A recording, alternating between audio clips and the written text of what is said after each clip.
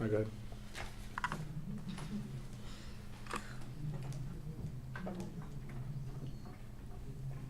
Sorry. Okay, my name is Taj. I'm here to negate that the USFG should lower the drinking age.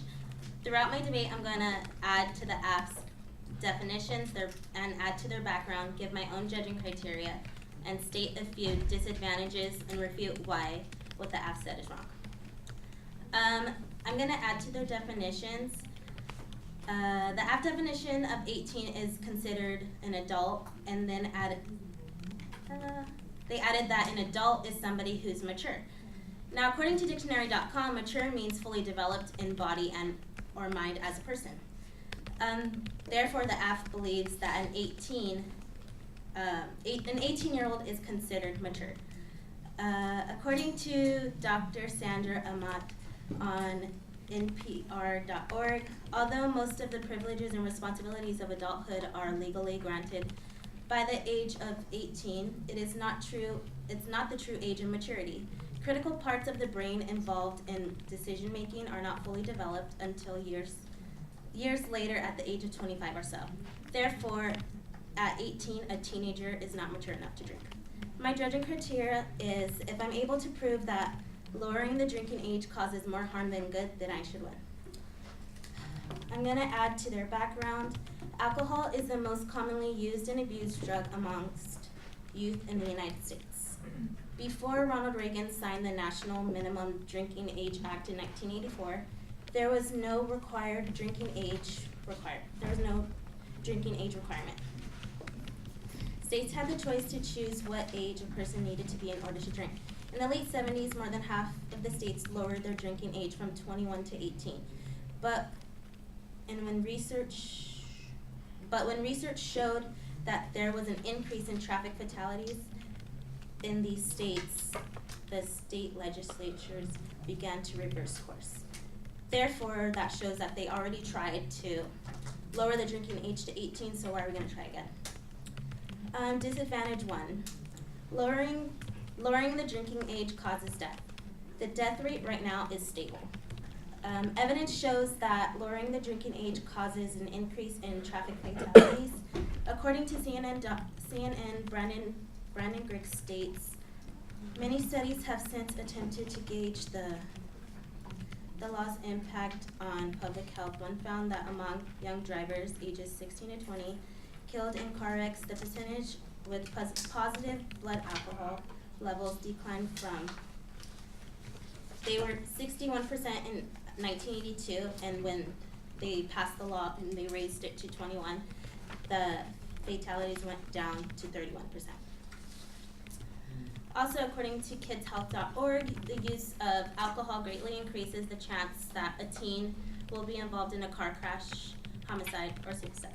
Lowering the drinking age leads to more drinking and driving, which leads to more death.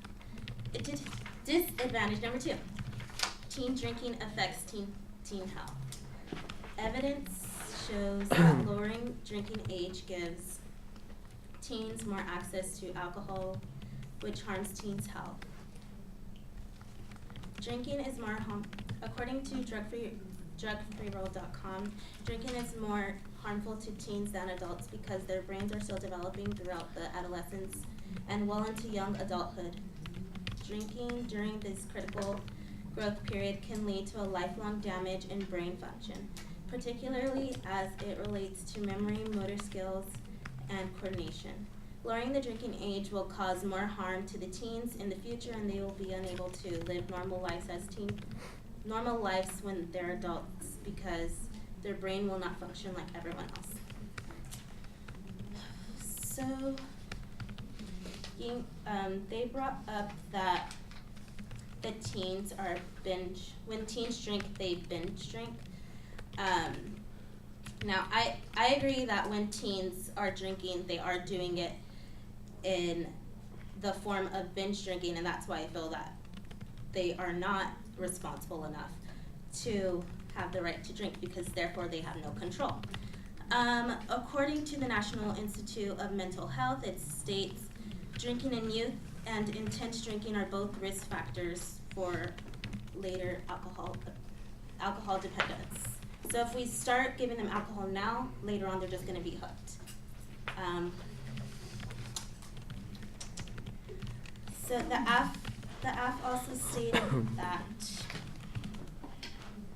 they said that since the drinking age is 21, it's a forbidden fruit, and we should lower it to 18 because